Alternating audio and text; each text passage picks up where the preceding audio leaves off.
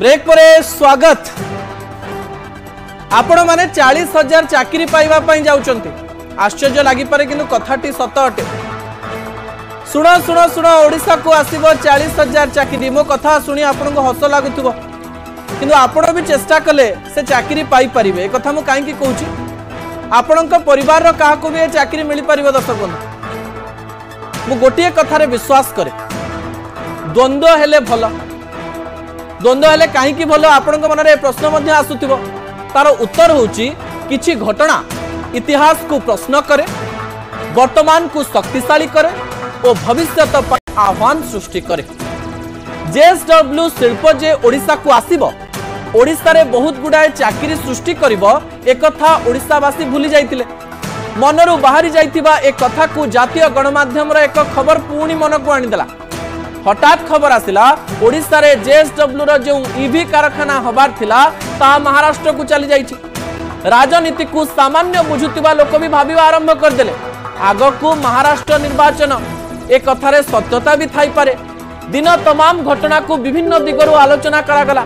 आमे टीवी रे बड़ बड़ ब्रेकिंग चलेइलु जे ओडिशा रो उठी जिवो प्रस्तावित कारखाना जेएसडब्ल्यू बैटरी कारखाना ओडिशा रे हबनी।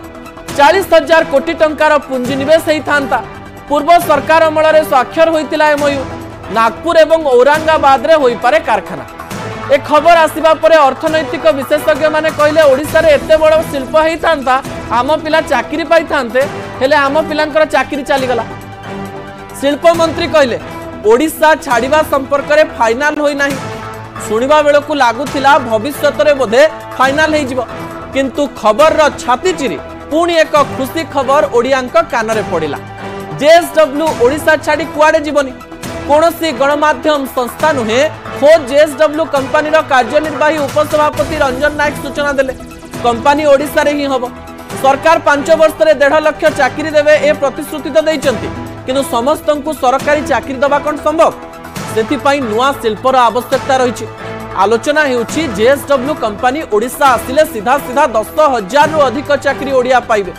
प्रत्यक्ष और परोक्ष भाव में कहवा गले मोट 40,000 जन को नियुक्ति मिलिबो। ओडिशा को शिल्प आसु, ओडिया लोक ओडिशा रे भल दरिमा रे चाकरी करन्ते या कोन ओडिया अस्मिता नुहे कि ए प्रकार प्रतिश्रुति तो देइतिले ई सरकार। किछि खबर रो जन्म और मृत्यु रो दिन समान। कम बयसर ई खबर किंतु समाज रे अधिक प्रभाव पकाई चली थाए। एथिरे कोनोसी प्रकार द्वंद्व नाही। दर्शक बंधु आमे आशा करिबु ए सरकार मध्य चेष्टा करिवे जंती जेएसडब्ल्यू ओडिशा को आसीबो ओडिया पिला से स्थान में चाकरी करिवे। पूर्व घटना भली जम विवाद को लेकरी ए बड़ शिल्पटी ओडिशा रो न चली जाऊ ए प्रकार रो आशा आमे न्यूज 18 ओडिया माध्यम रे ओडिशा वासिंक पई करिबा पई चेष्टा करिबु। दर्शक बंधु एई समय रे ता पर खबर